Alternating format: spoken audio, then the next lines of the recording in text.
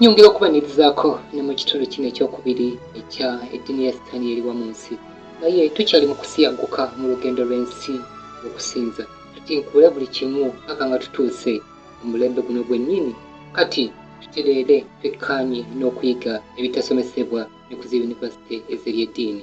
Okutegeera eddiini n'enzikiriza z'omu nsi muno, eddiini zonna ezitasinza Katonda waggulu zirina ebitundu bibiri ebyokumanya ng'eyita magezi. Mu Luzungu ebiyitibwa exoteric ne endoteric. Nga bino bitegeeza ki? Endoteric byebyo ebirina okumanyibwa abo bokka ab'omunda, gamba abakulembeze abawaggulu abatetenkanya eddiini eyo.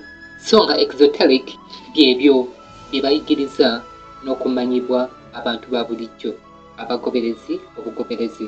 Ekyokulabirako, bo abawaggulu bayinza okuba nga bakimanyi bulungi nti basinza Lucifer, malayika eyagwa muyite Sitaani, nga era ye mukama waabwe.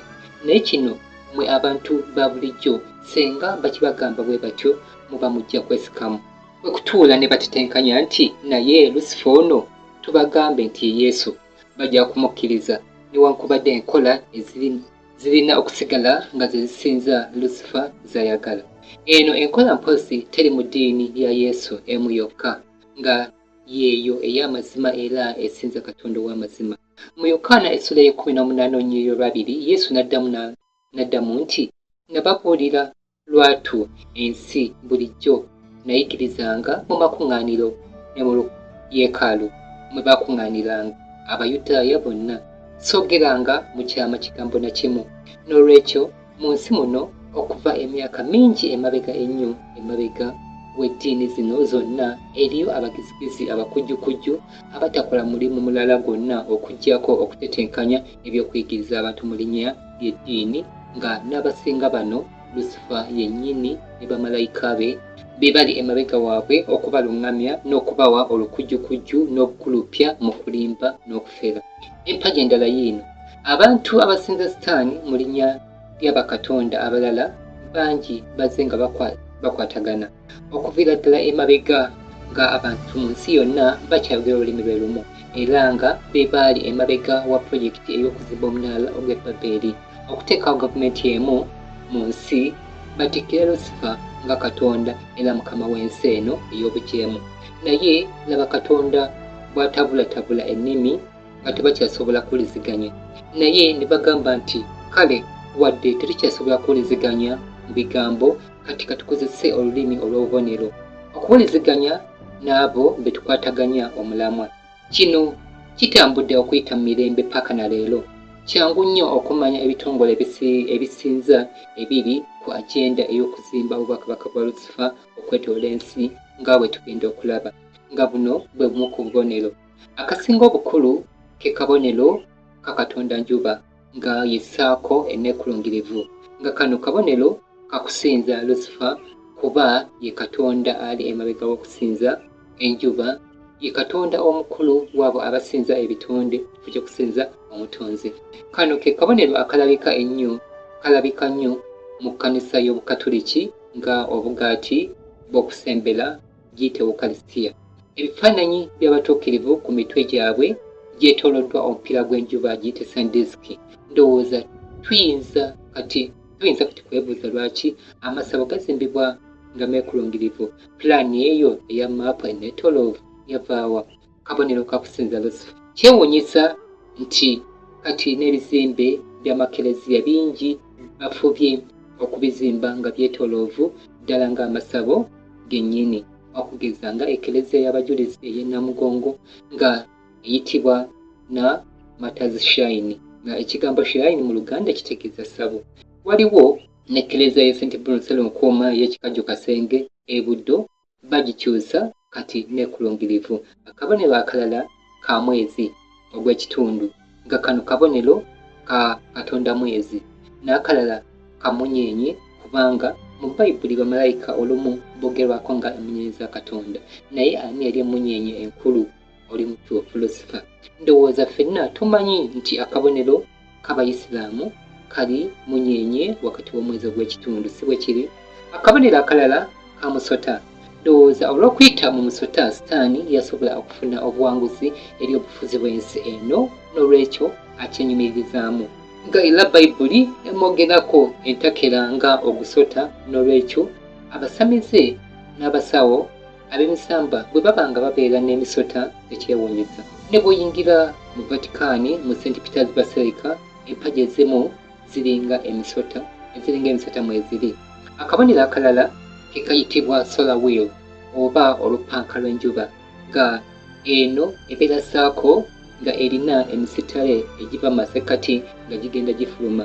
Bw'otunuulira akabonero ka UN, United Nations, ekibiina ky'amawanga amagatte n'ebitongole byakyo, olupanka lwa njuba, nga ne ku nsi solar wheel esinga obunene ku nsi kuno eri Vatican mu St. Peter's Square.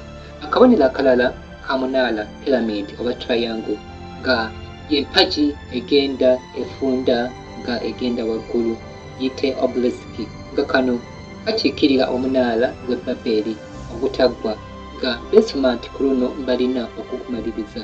Kibe ki? Eno mweri mu masekkati ga St. Peter's Square mweri Vatican. Ne mu Washington DC waliyo gye bayita Washington Monument oba ekijjukizo kya pulezidenti wa Amerika eyasooka George Washington.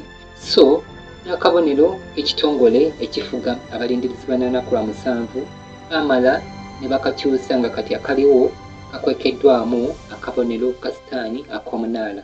N'aba7th banene tujja kuboogerako n'obulala bungi nga ab'amaanyi mu nsi abooluganda lw'ekizikiza babukozesa nga balamusiganya.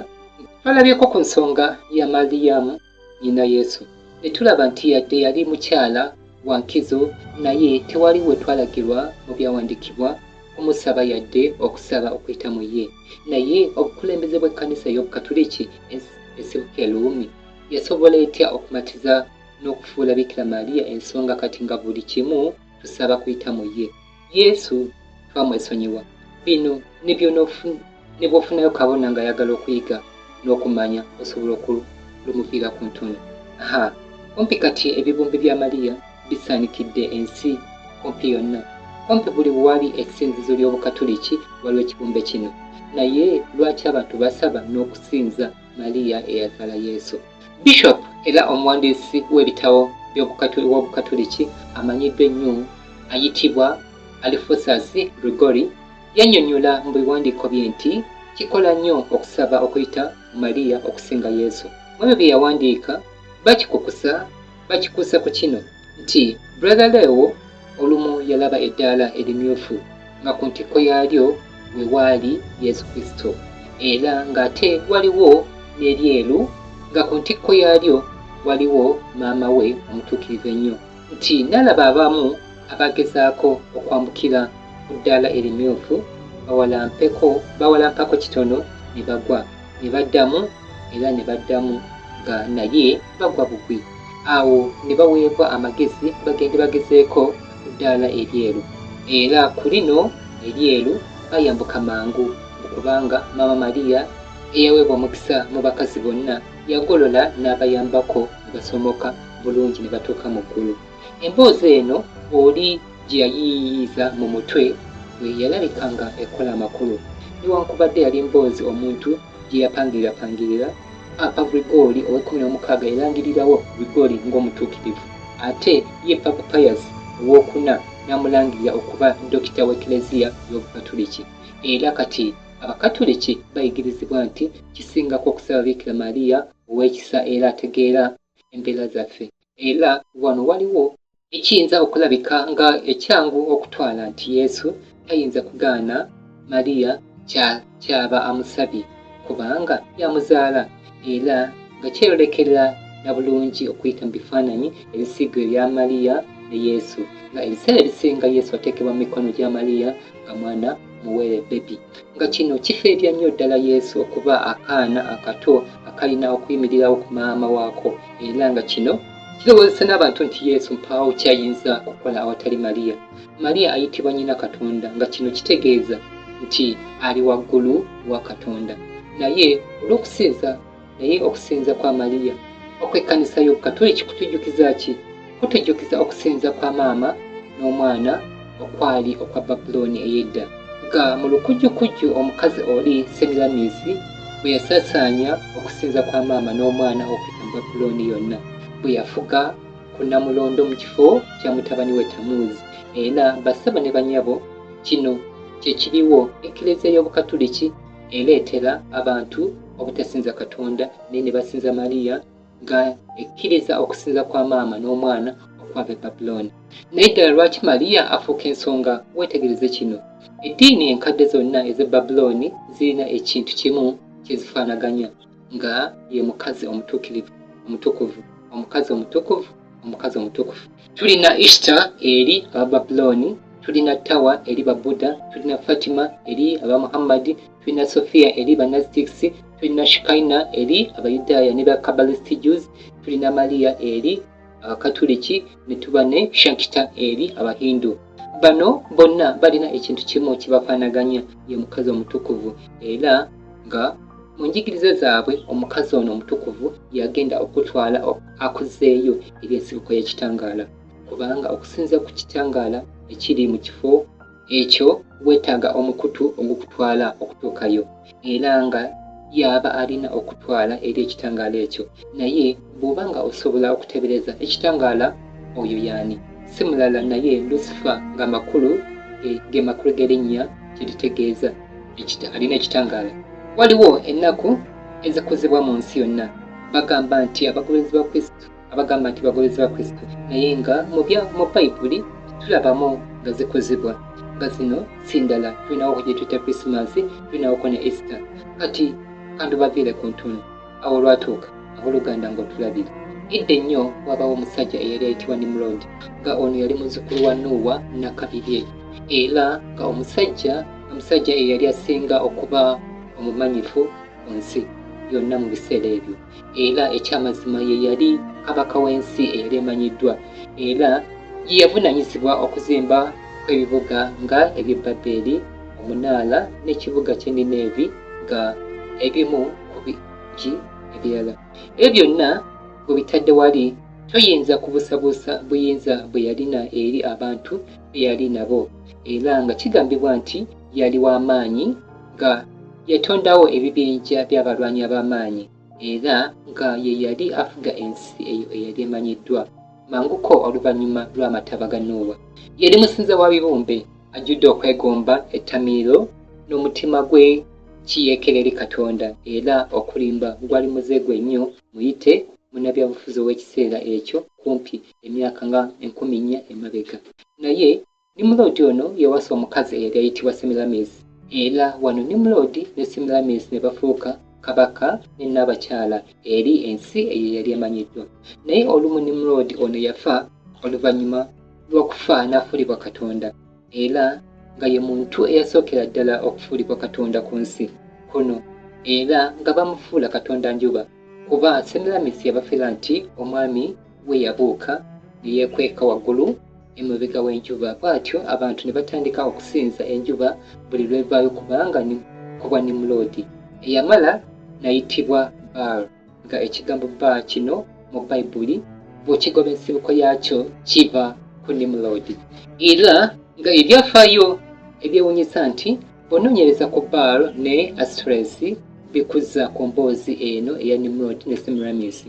Kati wano tulabanga Baal ono kati nti yafuga ensi n'obwengula nga Katonda njuba, era engero za Babuloni zikirina nti mu ngeri emu oba endala Semiramisi yafuna olubuto okuyita mu magulu g'enjuba y'omwami we eyafa Nimrod, era n'azaala omwana ow'obulenzi eyayitibwa Tamuuzi. Semiramisi mukazi wa Nimrod yakikubawo n'akiremerako nti Nimrod yafuuka Katonda njuba, era yakwata n'atemaatema omulambo gwa Nimrod n'aweereza eri buli ggwanga lya Babuloni, era abantu baatwala ekifo ekitundu kya Nimrod ekyasigalawo kyazikibwa ng'ekifo ekitukuvu, era yayongera n'akigamba nti Nimrod yaddira mu kifaananyi kya mwana we. Wano nno nga Semiramisi ng'afuga Babuloni mu kifo ky'omwana we eyali akyali omuto Tamuuzi, alina engeri gy'atetenkanyaamu n'okubagetaagetamu ne batandika okumusinza, era awo ne bateekawo ebijjukizo eby'ebibumbe ebya Semiramisi ng'asitudde omwana we okwetooloola amatwale ga Babuloni gonna nga kw'otwalidde n'ebifaananyi ebirala ebiraga Katonda njuba. Era okusinza enjuba n'okusinza kwa maama n'omwana ebyapangirwawo Semiramis byamala ne bisimba emirandira nga eddiini ya Babuloni. Okusinza ebitonde n'ebibumbe ebyatandikira Babuloni byamala ne bisaasaanira amawanga mangi oluvannyuma lwa pulojekiti y'omunaala okugaana. Kino kyali kubanga nti Abababuloni bwe basaasaanira ensi yonna batambula bukolokolo n'okusinza kwabwe okw'enjuba n'okusinza kwa maama n'omwana. Era kuno okusinza kwa maama n'omwana kwayingizibwa mu buwangwa n'eddiini ez'amawanga mangi ne bafuuka nga balina engeri ez'enjawulo n'amanya. Nimulodi Katonda njuba yatuuka n'amanyibwa nga Misula mu Baperusi, n'ayitibwa Solo mu Baluumi, n'ayitibwa Ra mu Bamisiri, nga yayitibwa Apollo mu Bayonaani bayita Abagreece, ate Semiramis ne Tammuz abatandikirwako okusinza kwa maama n'omwana bayitibwa Isis ne Horus mu Misiri, bayitibwa Venus and Dionysus mu Buyonaani, bayitibwa Diana ne Attis mu Ruumi, ne bayitibwa Astoles ne Tammuz mu Isirayiri. Nga ogyeko bano Katonda omukazi ng'asitudde omwana we mu mikono yasinzibwa mu mawanga mangi mu nsi yonna. Naye kiyinza okuba nti okusinza kwa maama n'omwana kyali kintu ekyabbulukuka ku lw'omulembe gwa Babuloni ne kimala ne kigenda. Ekyewuunyisa okusinza kuno okwa maama n'omwana kutambuziddwa okuyita mu nkumi z'emyaka era kukyaliwo ne leero mu nsi. Bwe tugendako mu Vatikaani ekya Roma tujja kusanga okusinza kwa maama n'omwana mu ngeri yaakwo eyasookera ddala. Fenno batugamba Mariya na Yesu. Tugende ku nsonga eya ddala. Kati engero zisigala zinnyonnyola nti Tamuzi bwe yagenda akula okufuuka omusajja, Tamuzi naye yamala ne yezza maama we ne babeera mu nkolagana ey'obufumbo etali ya Bayibuli, omwana okwegattanga ne maama we. Era nga embeera eno eya Baby Tamuzi ne maama we Semiramis wasibuka emboozi eya Cupidi, era nga eno yesibukako emboozi ey'olunaku lwa Valentine. Yazimbibwamu ng'eva ku Tamuzi eyeeyimba mu maama we n'amuwasa. Naye katuddeko ku mboozi ekwata ku Tamuzi. Kigambibwa nti okumala emyaka 40 naye yali muyizi ow'amaanyi n'adda mu kifo kya taata we ekyokufuga ensi, era nga naye yalina amaanyi mangi. Naye nga mu byonna yali muyizi ow'enkizo. Naye eky'omukisa omubi ekirabo kye n'obukugu mu kuyigga olumu teryamuyimirira, kubanga mu mwaka ogwa 40 yattibwa embizi ey'omu nsiko. Era buli sizoni eya spring olunaku olwa Sande esooka oluvannyuma lwa spring equinox babeerangawo ne kye bayitanga Ishtazi Sunday, era nga bakuŋŋaananga okusinza ku makya nga enjuba eri mu kuvaayo. Era mu kusinza kuno okw'enjuba ng'evaayo, kabona wa Ishtar yali afunisa embuto abawala abato embeerera ali ku altaali. Era nga mu kusamira okwo kwe kumu nga bakwata abaana abawere awo abawezezza emyezi 3 okuva ku mwaka ogwayita ne babasaddakira ku altaali eri Ishtar. Era nga bakwata amagi ga Ishtar ne baganyika mu musaayi gwago amabujje ge basaddaase. Era nga wano ensi we yajja okusinza kw'enjuba ng'evaayo, era n'eddaayi gwe basiiga ku magi ga Ishtar. Era kino kyewuunyisa okumanya nti okwetooloola ensi yonna langi y'amagi ga Ishtar eba mmyufu, so nga ne ku kabaga ka Ishtar akateekebwateekebwa mu maka g'owa pulezidenti wa America White House, langi entongole ey'amagi ga Ishtar eba mmyufu, yite red. Nga tuzeeyo ku Tamuzi yattibwa embizi ey'omu nsiko.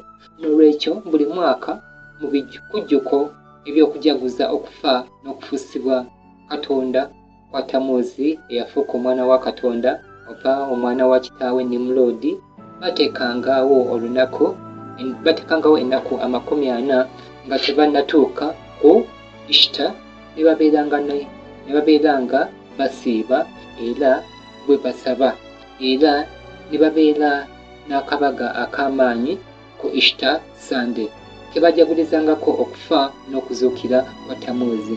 Era nga ku kyeggulo ky'olunaku lwa Easter nga balya nnyama ya mbizzi. Battanga embizzi y'omu nsiko okusobola okujjukira Tamuuzi eyattibwa embizzi y'omu nsiko. Eba embizzi ekwata akati ne mu myaka gino ku nnaku zino. Era nga zino ennaku 40 nga tetunnatuuka ku Easter, Abakatuliki ze bayita ennaku z'ekisiibo, ennaku za Kalema. Mukwano gwange, zino tezasibuka ku nnaku 40 Yesu ze yamala mu ddungu, wabula kano akalombolombo ak'ennaku kaaliwo emyaka egisukka mu 1000 nga Yesu tannazaalibwa, wabula ziva mu nnaku 40 ag'okusiiba n'okusabira Tamuuzi nga tebannajaguza Easter. Kati katulabe amannya bano bwe bayitibwa mu buwangwa n'ennono ez'enjawulo. Mu Misiri bamanyiddwa nga Isis ne Osiris. Mu Phoenicia bamanyiddwa nga Astoret ne Baal. Bwe tugenda mu Buyonaani bamanyiddwa nga Aphrodite ne Adonis. Bwe tugenda mu Rumi bamanyiddwa nga Venus ne Cupid. Newala mu buvanjuba nga Tammuz amanyiddwa nga Zoroaster oba Cupid, ng'ekigambo Zoroaster kitegeeza nsigo ya Esther. Ate buli lwolaba Katonda ng'ali na ebiwawaatiro ebya malayika, ani ono abasinzibwa? Taba malayika eyayanira okuba nga Katonda ye si mulala naye Lucifer. Naye waliwo abayinza okugamba nti bakoza Easter. Tubadde twogera ku Easter. Ekyamazima bino byombi bye bimu. Easter just kuzongwaza ekigambo Easter nga bw'olabye mu kifaananyi ekyo nga kiraga Easter nga asitudde omwana we Tammuz, nga ku mutwe gwe ke kabonero k'obuyinza bwe, nga tulaba nga omwezi ogw'ekitundu nga guwaniridde enjuba makkati nga gwo, nga ke kabonero k'omwami we eyafa Baawo, Katonda njuba. Era Easter yali amanyiddwa nga Katonda omukazi ow'ebuvanjuba akola ku by'okuzaala. Olotimbe kiwa olaba ekibumbe ekiraga Katonda njuba Baawo, Hadad. Kano ke kabonero ke kamu ke tusanga mu Ukalisitiya ey'Obukatuliki, omwezi ogw'ekitundu nga makkati waliwo akagaati akeetooloovu akakiikirira enjuba, ate nga n'amagulu g'enjuba galagibwa bulungi nga mu kifaananyi kino ekya Ukalisitiya. Tebakikweka na kukikweka kuba buno bwe buwangwa obwava edda ennyo. Naye wabula abakulembeze b'ekkanisa y'Obukatuliki beekola ebintu lwakuba ffe abasinga tetwebuuze na kwebuuza. Waliwo ebikoofiira bapaapa n'abasasudooti bye bambala ekifaanana ng'omutwe gw'ekyennyanja. Kyo kyajja bakijjawa. Ekikoofiira kino bakiyita astrological regalia. Bino ebikoofiira bikiikirira enkoofiira ezayambalibwanga bakabona Basumaliini oba ab'ebyamazzi ne bakabona ab'e Babulooni nga baweerezanga mu masabo ga Katonda omukazi eyayitibwa Nansi, nga ono yamanyiddwa nga Diege, Abayonaani bwe bayitanga Wanos. Ono kigambibwa nti yali muntu ow'enkula etali ya bulijjo, nga ekitundu ky'ennyanja nga n'ekitundu muntu, nti nga kino ekintu kyabbulukuka okuva mu nnyanja ne kitandika okulagirira abantu mu magezi agali gaazaawa. Nga tuzeeko ne Mulodi ne Tammuz, olowooza bano amazaalibwa gaabwe gaali ddi? Ku lunaku olusooka olw'omwaka nga enjuba ezaalibwa buto. Kati olowooza olunaku ki luno enjuba lwezaalibwa buto? Mu masekati g'emyezi gy'obutiti e Bulaaya, nga luno lwe lwa 25 Desemba. Era eno gye tuyita 25 Desemba okuba Krismasi, lwe tugamba nti Yesu lwe yazaalibwa. Naye lwaki balondawo Yesu okuba nga yazaalibwa ku ddeeti eno? Ennaku z'omwezi zino zaavaawa? Kino kyangu, Yesu ye yali omwana wa Katonda, so nga ne Tammuz ye yali omwana wa bakatonda, omwana wa kitaawe Baawo. Era nga abasinza lubaale ba Luumi, Obukatuliki mwe bwava already baali tusinza Katonda njuba ku lunaku olwa Sunday, n'ezo ennaku already nga bazikuza. Obukatuliki busemboleza ne bazikakata mu ddiini nti ezigoberera Kristo. Omwoyo w'obunnabbi atuyamba bulungi okutegeera lwaki Katonda yakisa ensi olunaku Yesu lwe yazaalibwa. Katonda yamanya nti senga abantu bamanya olunaku Yesu lwe yazaalibwa, ekinyusi bandikijje ku Yesu ne batandika okusinza ku lunaku lwe yazaalibwa. Ndowooza kyekiriwo ne ku Krismasi. ya leero. So nga n'ekigambo Christmas tekitegeeza amazaalibwa ga Kristo, wabula kitegeeza kitambiro kya ssaddaaka ya Kristo, kuttibwa kwa Kristo. Emmisa gye tuyita emmisa ya Kristo. Akabonero akalala akasimbolizibwa okuva mu basinza abasamize keeko akayitibwa aka Christmas tree, nga ekyamazima guno gwali muti gwa Nimrod, nga kabonero ka kifaananyi kya munaala gwa Babeli, nga ku ntikko bateekako ekifaananyi ky'emunyenye oba enjuba, nga kino kiwuliziganya bulungi ki ekyali ekigendererwa ky'okuzimba kw'omunaala gw'e Babeli, nga kwe kwali okutikkira Katonda munyenye oba Katonda w'enjuba oba Katonda njuba ku bukama bw'ensi eno, nga ono si mulala naye Lucifer. Kati basibo ne banyawo, bino byonna bya busamize Eklezia y'Obukatuliki byakombooza n'ereeta ne bikakatika ku Yesu Katonda w'eggulu omutuukirivu. Bwetyo ensi yonna n'erimbibwa mu kulowooza nti tukola bituufu Katonda w'eggulu by'asiima. Omuntu bw'otegeera vulugu ono yenna, Eklezia y'Obukatuliki bw'etembeeta, ndowooza oyinza okugamba nti ekiriwo kwetegula Eklezia. Ekibuuzo oddukira wa? Eddiini ya Kristo ey'amazima yeeyo eyigiriza okutambulira mu mazima ga Bayibuli gonna, naye katwetegereze enzikiriza ze tulina mu nsi tuzikube mu ttooki. Tusookera ku Buyisiraamu. Kigambibwa nti Omuyisiraamu ye muntu akola Allah by'ayagala. Ndowooza ekyo kirabika ng'ekirungi, si bwe kiri? Naye ku ntandikwa ya byonna, abagezigezi abakulembera eddiini y'Obukatuliki be batondawo eddiini y'Obusiraamu. Kino kikubyamu okwo ku nduulu. Mu myaka egy'ebitaano AD, nga gy'emyaka 1500 emabega, Obukatuliki bwadde bwali weebuli.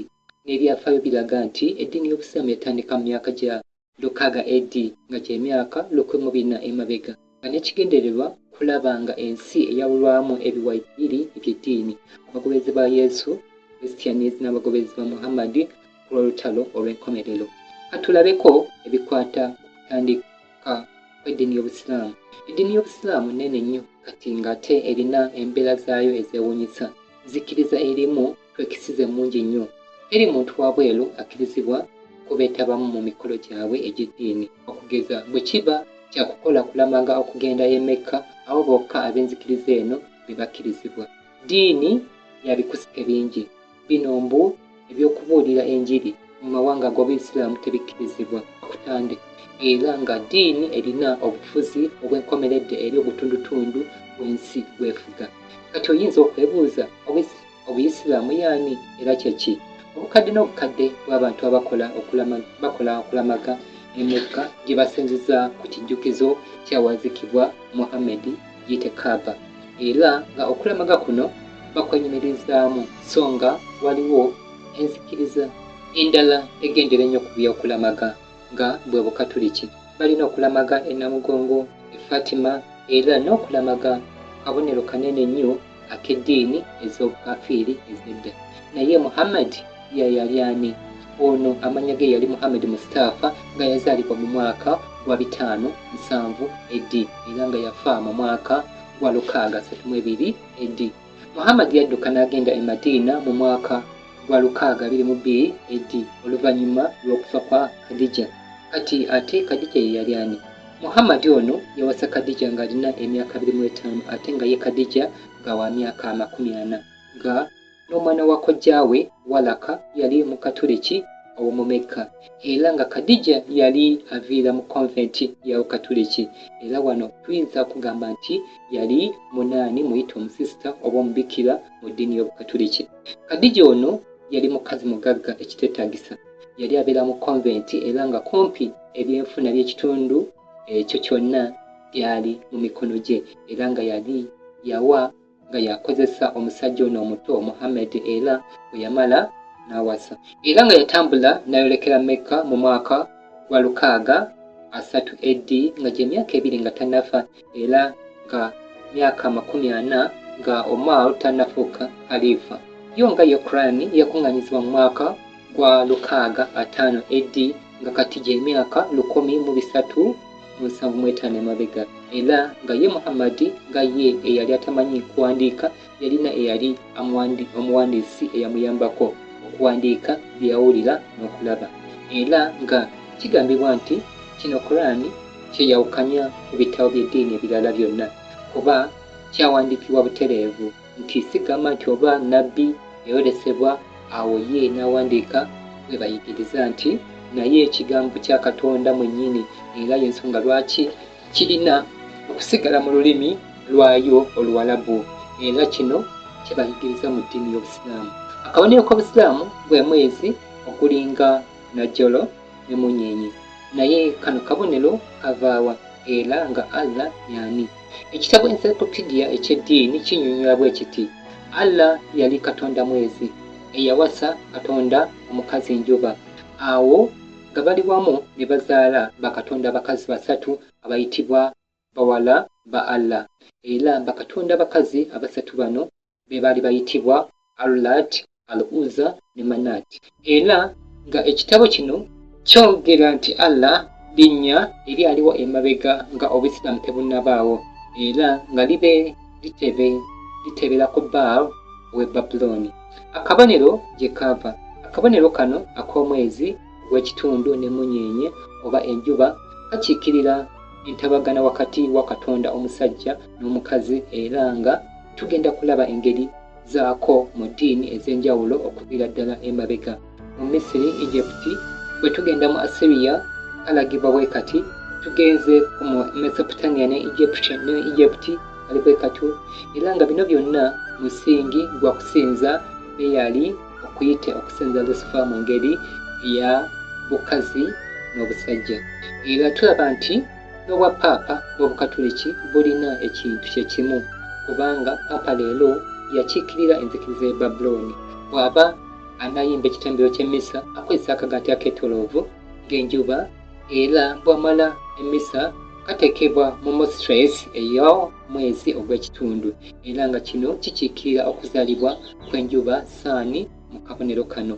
Kano akabonero k'omwezi n'enjuba makati n'Obukatuliki bukakozesa, era ekyamazima kiri nti eddiini zino ebbiri, Obukatuliki n'Obusiraamu, zirina mu bulombolombo bezifaananya.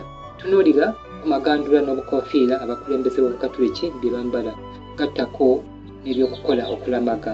Bwe nali nsoma ku by'Obuyisiraamu giyite IRE oba Islamic Religious Education, twayigirizibwa nti waliwo ekyayitibwa nga Pre-Islamic Arabia, ekyayitibwa Jahiliya period, nga kino kye kyali ekiseera nga Nabbi Muhammad tannajja oba nga tannafuna bubaka n'okutandikawo Obuyisiraamu.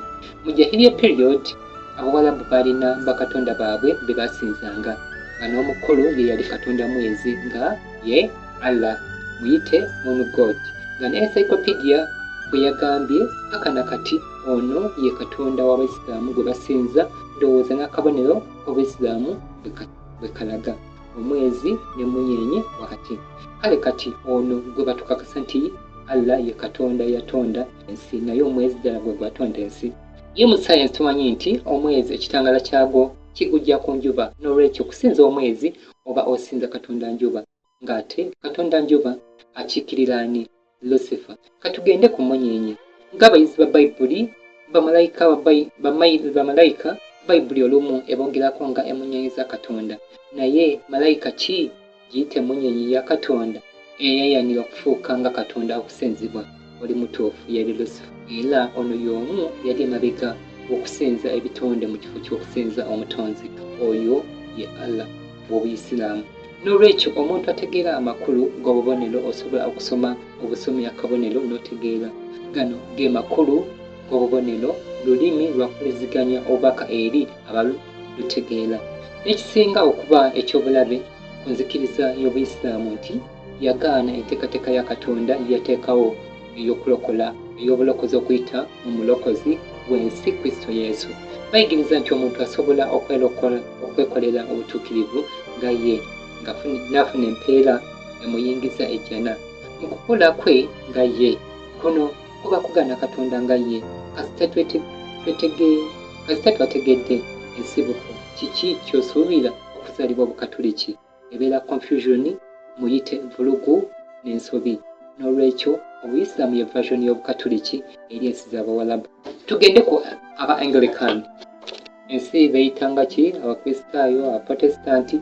Eno y'emu ku ddiini ezatandikawo okuva mu kuwakanya ensobi z'Obukatuliki ze buyigiriza okuyita mu biseera eby'okuzza obujja amazima agaali kumpi gasaanyeewo okuyita mu myaka gy'ekizikiza egy'ebyomwoyo giyite Dark Ages nga nnyingi zigwa mu mugendo gw'abawakanyi bayite Protestant movement naye olw'obukugu n'amagezi g'abayesuiti abakulembera obukatuliki ab'ekyama n'obubi mu nkola yaabwe ey'okuyingira ne baliira munda mu bukulembeze bw'abo abawakanya enzikiriza nnyingi ez'abaprotestanti zaddizibwayo mu buluŋŋamu ne maama era ne bagoberera n'okuyigiriza byayigiriza so si bayibuli byeyigiriza byonna balemera wansi w'ogupande guyite baana ey'okusinza enjuba ku lunaku olusooka lwa wiiki giyite Sunday worship ekikakasa nti ekereziya ebalinako obwannannyini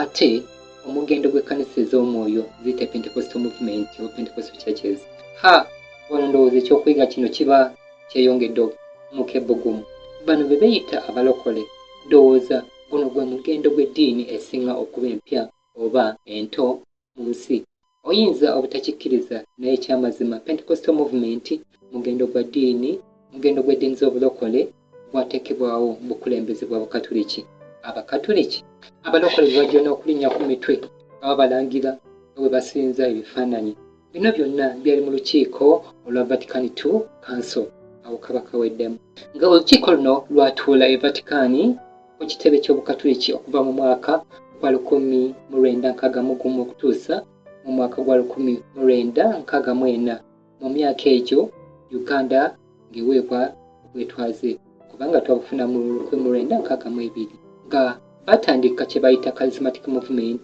nga ekkanisa ey'obukatuliki bw'eri engezigezi yasalawo ekintu kyayo okusooka okukitundira emabbali nga etakirina kakwate nga nekigendererwa kwali kuzimbawo enzikiriza ejja okusikiriza abantu olw'okukyamukira kwa mubiri baleme okuba n'ekirowoozo nti naye bayibuli ekigambo kya Katonda kiyigiriza ki era Katonda kiki kyatwagaza okukola nga zino ze zimu ku mpagi ze baasalawo okuzimbirako eddiini y'obwa Pentecostal oba bayite abalokole guno omuziki omuzito oguli mu makanisa g'abalokole endongo ya Yesu gwaliko plan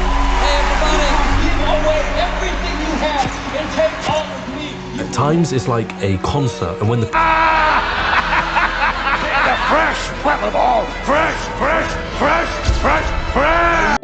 teekako amaloboozi g'emizindaalo agali waggulu ddala noise nga ey'ebidongo disco ne club kuba kino kiyamba okutaataganya entegera y'omuntu ate n'okusitula amasanyu g'omubiri n'enjiri ey'okugaggawala giyite prosperity gospel kiri era kyaliko pulaani nga empagi Yesu waffe munene era akola binene buli kimu kisoboka mu linnya lya Yesu ebyamagero ebijingirire biri ku pulaani nga y'emu ku mpagi nga kino kiyamba okukumira abantu mu ssuubi kubanga Yesu bw'abanga abalala abakolera ebinene okukira ebyo by'omusaba ate ku byo tekubeera kuyisa mukka mu kiseera ate kireeta n'abagoberezi okumatira n'okutandika kumpi okusinza obusinza gwe bagoberera guno gwe gumu ku musingi gwa charismatic si kyekiriwo omusajja wa Katonda gundi nze ndi wa pasita gundi nnabbi wa gundi n'ebirala waliwo n'endowooza efubye okuzimbibwa mu bantu nti Yesu aliwo bubeezi kukola bukozi ku ebyo ffe bitweyagaliza mu bulamu bw'ensi eno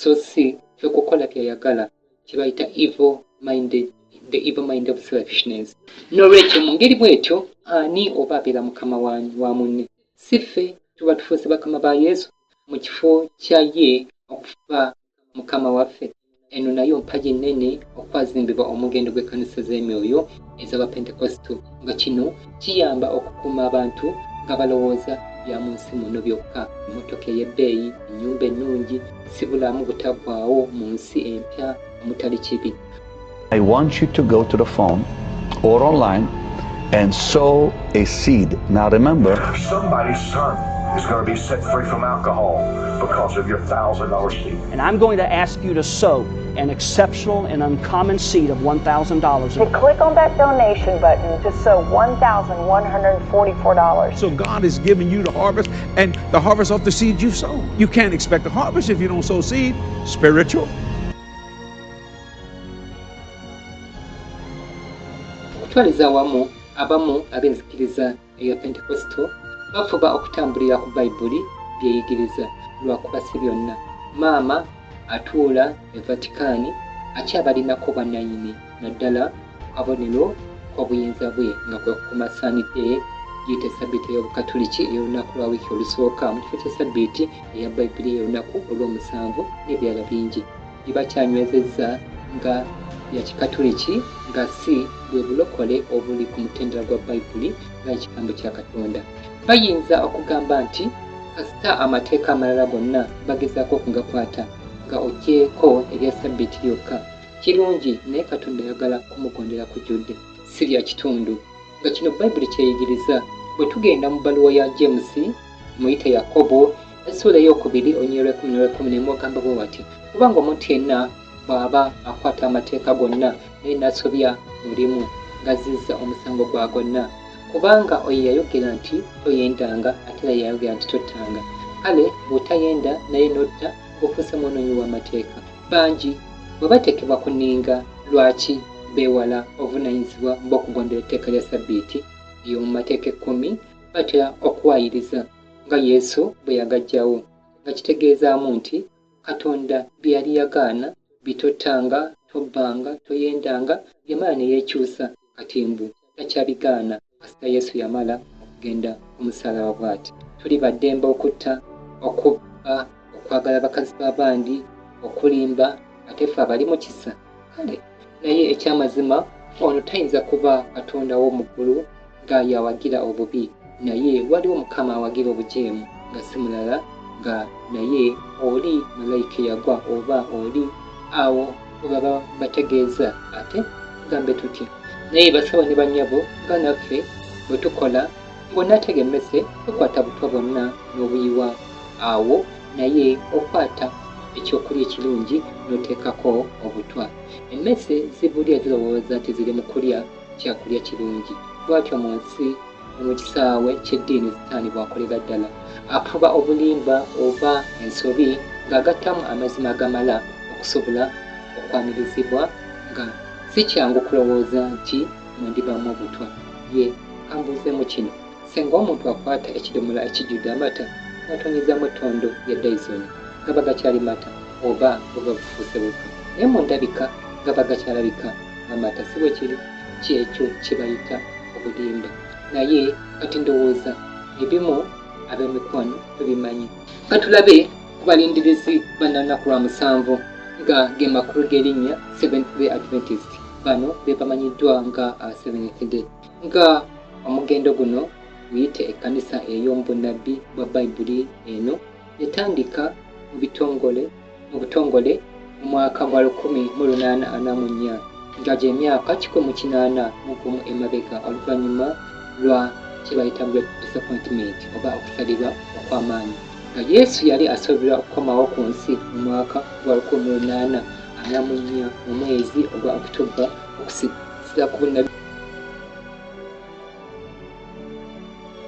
Nga omugendo guno ogwa SDA bwe gwali ku ntikko y'okuzza obuggya amazima gonna agali gasuuliddwa ku ttaka n'okuvulugibwa obwa Paapa okumala emyaka 1206 egy'ettaka Ages, nga nagyo giri mu bunnabbi bwa Bayibuli.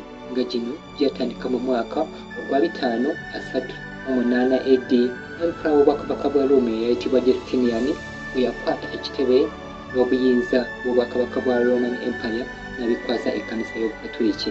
Nga emyaka gino 1206 gyaggwako mu mwaka gwa 1798 Napoleon eyali afuga Germany bwe yakoowa okufuna ebiragiro okuva ewa Paapa, bw'atyo n'alagira Paapa akwatibwe n'asibibwa mu kkomera.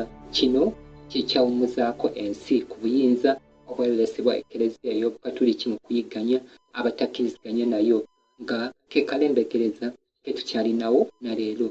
Bwe tuddayo ku Seventh Day Adventist, Katonda yasiima erinnya lino kubanga okweyita bannanaku lwa musanvu kubanga kusoomooza eri enzikiriza endala zonna ezigamba nti zigobera Kristo. Kati bo bannalunaku ki? Nga omusingi gwa SDA guli nti bo bagoberezi ba Kristo abakuuma amateeka ga Katonda gonna 10 nga ne Ssabbiiti litwaliddemu, ate nga balindirizi abalindirira okukomawo kwa Yesu omulundi ogwokubiri okutwala abalonde be mu ggulu nga y'enkomerero. Ekigambo Adventist kye kitegeeza. Ekibiina kino Katonda yakiwa omukisa okuba nti yakiyimusaamu nnabbi mu biro eby'ensi nga ekuze era ebisembayo. We yawa okwolesebwa kwonna eri okwagala kwe nga Katonda eri ekkanisa ey'ebiro eby'enkomerero, nga si mulala naye ye Ellen Goldwhite nga yawandiika ebitabo ebiwera awamu kumpi mpapula ezisukka mu mitwalo 10 ku lw'okulungamya ekkanisa esembayo, nga kino kikitangaala ekyamulisa ebimu bye tuyizeeko mu by'okuyiga eby'enjawulo. N'olwekyo ekkanisa eno n'ebanga erina ebisaanyizo ebibiri eby'ekkanisa ya Katonda ey'ebiro eby'enkomerero okusinza ku kitabo ky'okubikkulirwa. Nga mu kubikkulirwa Essula 12 olunyirira 17 wagamba bw'atya: ogusota ne gusongwalira omukazi ne gugenda okulwana n'abo muzadde lye abasigalawo abakwata ebiragiro bya Katonda era abalina n'okutegeeza kwa Yesu. Ne bwe tugenda mu kubikkulirwa Essula 14 olunyirira 12 wagamba nti awo wali okugumikiza kw'abatukuvu abakwata ebiragiro bya Katonda n'okukkiriza kwa Yesu. N'olwekyo ekkanisa ya SDA yandiyimiriddewo nga ekkanisa ewanirira okukkiriza okulongoofu n'omulimu ogw'okuteekateeka ab'okwaniriza Yesu ng'akomyewo okutwala abatukuvu be ab'okusikira obulamu obutaggwaawo n'okuwa obubaka bwa malayika abasatu obw'okulabula ensi eri obuli mu kitabo eky'okubikkulirwa Essula 14. Naye eky'ennaku okulagula okwaweebwa ku kkanisa eno eya SDA kuli nti nayo yakutambulira mu vulugu y'omu nga eggwanga lya Isirayiri mwe batambulira paka ku nkomerero ya byonna ne bagaana Katonda. Newankubadde ekkanisa ya SDA erina bammemba batono, naye omuwendo ogusinga obunene nabo bakuzikirira kitalo. Naye lwaki kino kiri bwe kiti? Eky'ennaku kiri nti mu nsi muno mwe tuli ekkanisa y'Obukatuliki eyasibuka e Ruumi erina ejje ery'ekyama eriri yimiriddewo ku lw'okulwanyisa obutuukirivu bwonna n'okulaba nti ensi yonna efuuka Katuliki, ffenna tuzikirire wamu. Bano si balala naye be ba Yesuits, nga era bano bamala ne bafuna obuwanguzi ne bawamba obukulembeze bw'ekibiina kya SDA, kati be bafuga n'okuyiiya n'okutenkanya ebisibo ebiyitibwa ebya SDA. Kati amakuŋŋaaniro ga SDA kumpi gonna gafugibwa ekitongole ekyafuuka eky'Obukatuliki ekiyitibwa General Conference, nga ekitebe ekiri mu Maryland mu America. Kino kye kitendeka abasumba ba SDA okubalagira bye balina okukola n'okubuulira, era nga kye kifuga n'omusala gwabwe okwetooloola ensi. Ndowooza abamu tuyinza okuba nga tubaddeko mu nkolagana ko n'abeeyita aba Seventh Day. Abasinga ku bano ku lunaku lwa Saturday baba batukuvu nnyo n'obudiinidiini luba lungi, naye mu nnaku endala tebalina nnyo njawulo n'abatakkiriza mu Katonda. Bakambwe ku byenfuna, ziyite ssente, bayaayi, bapalapalanya, okweyagaliza kungi n'ebirala, nga kino abasumba baabwe be bakulembeddemu mu kubatendeka mu bino. Kuno ndowooza kwe kubadde okwonooneka kwa SDA nti nabo bafuuse eddiini ey'ekyawandiikibwa ekimu nga kye kino: Yesu n'ayingira mu kuŋŋaaniro ku lunaku lwa Ssabbiiti ng'empisa ye bwe yali. Yadde Ssabbiiti nkulu nga ke kabonero ka Katonda ow'amazima eyatonda eggulu n'ensi, naye si yali empisa ya Yesu yokka. Yesu yagamba kitugwanira okutuukiriza obutuukirivu bwonna. Tekimala kuba mu Seventh Day kyokka, naye olina okuba n'Omuadventi. Ate nga bw'oba weekakasa nti ddala olindirira Kristo okukomawo, waliwo emize egyandibadde nga tegikyali kitundu ku bulamu bwo, mpozi ng'oli mufere bufere. Ebyokweyita omukristaayo nga naye abantu bwe bakwekenneenya bakulabamu bulusifaayo nga tumaliriza nzikiriza kati bangi tuyinza okukkiriziganya n'ebigambo bya Kristo byayogera mu Matayo Essula 7:13 paka 16 nga wagamba watya: muyingire mu mulyango omufunda kubanga omulyango mugazi n'ekkubo eridda mu kuzikirira ddene nabo abaliyitamu bangi kubanga omulyango omufunda n'ekkubo eridda mu bulamu lyakanyigo n'abo abaliraba batono mwekuume bannabbi ab'obulimba abajjira mu byambalo by'endiga gye muli naye munda nga misege egisekula muli bategeera ku bibala byabwe era bassebo ne banyabo nina obusungu olw'ennaku eri abakulembeze b'enzikiriza ate zonna abalondawo okulembera abantu nga batwala mu kuzikirira ate nga bwe babafuula n'ekyobusuubuzi kuyite okubalyamu akasente bangi tusasulira okutulimba naye Katonda teyatuleka nga nfuuzi mu kitabo kya Yakobo walambulula engeri eddiini ennongoofu bwe tugenda mu kitabo kya Yakobo essula esooka onnyo 25 paka ku 7 wagamba naye atunula mu mateeka amatuukirivu ag'eddembe nanyiikirira nga si mu bulizi eyeerabira naye nga mukozi akola oyo anaweebwanga omukisa mu kukola kwe omuntu yenna bwe yeerowooza nga wa ddiini bw'ataziyiza lulimi lwe naye nga yeerimba omutima gwe eddiini y'oyo teriiko kyegasa eddiini ennongoofu eteriimuko mu maaso ga Katonda kitaffe yeeno okulambulanga abafuuzi ne bannamwandu mu bunaku bwabwe n'okwekuuma obutaba n'amabala ag'omu nsi so nno ne Kristo ekkanisa ye teyagibalira mu bibinja binene naye yagamba bw'ati bwe tugenda mu kitabo kya Mateyo essula ya 18 onnyo 2 wagamba nti kubanga bwe baba ababiri oba basatu nga bakuŋŋaanye mu linnya lyange nange ndi awo wakati waabwe kati wano ekikulu kwe kutegeera amakulu g'ekigambo erinnya lya Yesu nga amakulu g'erinnya mu Bayibuli kitegeeza mpisa n'olwekyo erinnya lya Yesu y'empisa ya Yesu so si kigambo bugambo Yesu n'olwekyo bonna ababa bakuŋŋaanye wansi w'empisa y'okugondera Katonda mu kwagala kababeere waka eno eba kkanisa ya Yesu mu maaso g'eggulu bassebo ne bannyabo tukkiriza omusango guno okuleeta obubaka obw'okutaataaganya emirembe y'endowooza z'abantu era tusaba tusonyiwa naye eno y'ensonga etwayiriza tukimanyi nti buli omu ku nsi yaweebwa obulamu obuli ku countdown buli omu buli ddakiika eyita aba ayongedde okusemberera entaana ye buyita okufa kwe so nga mu bulamu buno Katonda mwatuweera akakisa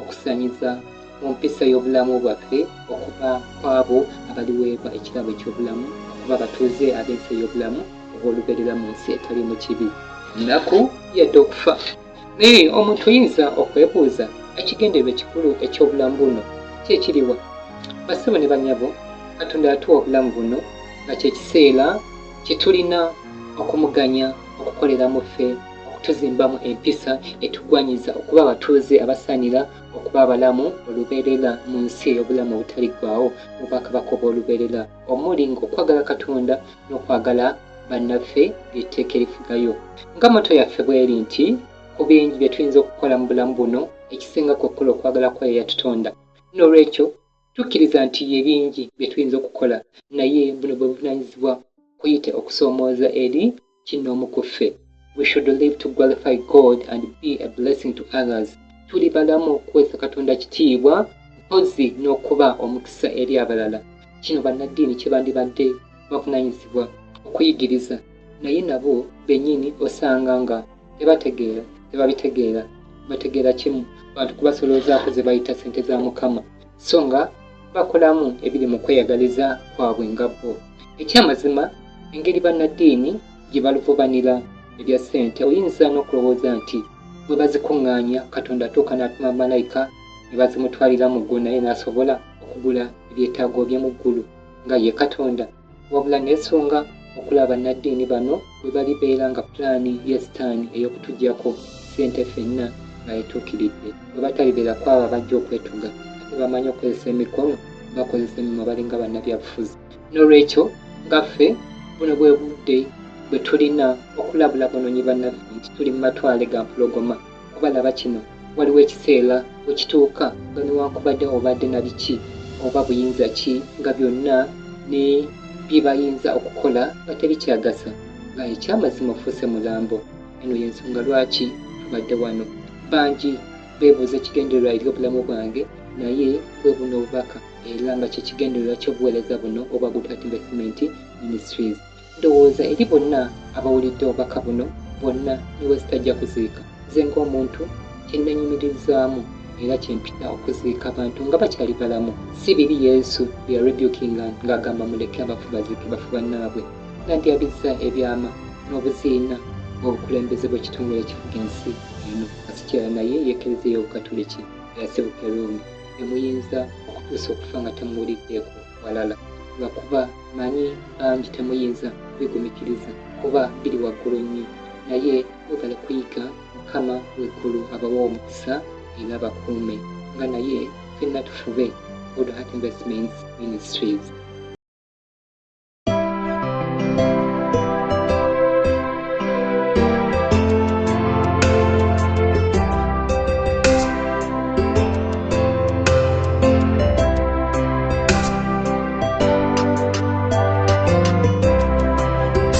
Wherever Lulieri kumusalaba na tuonya okufa kuli okunene kutwa ndivudde awatali na kusasula wadde oba okutanzibwa kyetuva tuyimba era ne tusanyuka kubanga Katonda ali kuluyi lwaffe. Onkulemberenga amagenda n'amadda wadde nga waliwo omuyaga, nsabye omumye ndi munafu sirina maanyi, gwe Katonda wange sirinayo mulala, gwe Katonda wange wankulemberenga amagenda n'amadda wadde nga waliwo omuyaga, nsabye omumye ndi munafu sirina maanyi, gwe Katonda wange sirinayo mulala, gwe Katonda wange.